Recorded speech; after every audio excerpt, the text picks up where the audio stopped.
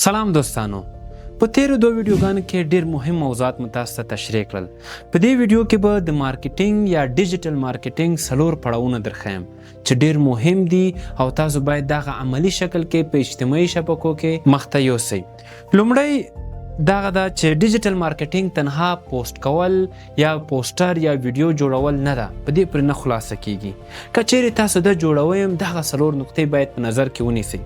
چې لومړی نقطه ستاسو حضور باید ستاسو کاروبار په هر اجتماعي شبکې کې، په فیسبوک، په انسټاګرام، واتساپ چینل، یوټیوب، ټیک ټاک، لینکډین او داسې نورو شبکې چې باید په ټولو کې حضور ولرئ.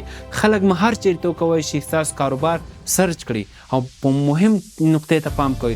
خپل د کاروبار نوم په ټولو اجتماعي شبکو کې یو رقم ورکړئ، چینجز پکې مه راولئ. دویم قدم کې تاسو باید باور جوړ کړئ. باور کله جوړیږي؟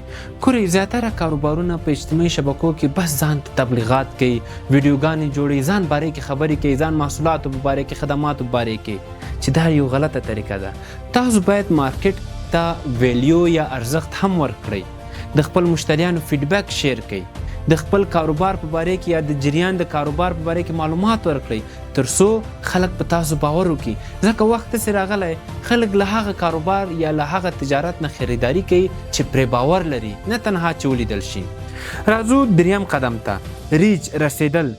تاسو باید ستاسو د پیغام چې ده د دوامداره شکل خلکو ته ورسیږي. دوامداره شکل په یوې نقطې باندې تاسو باید فوکس وکړئ.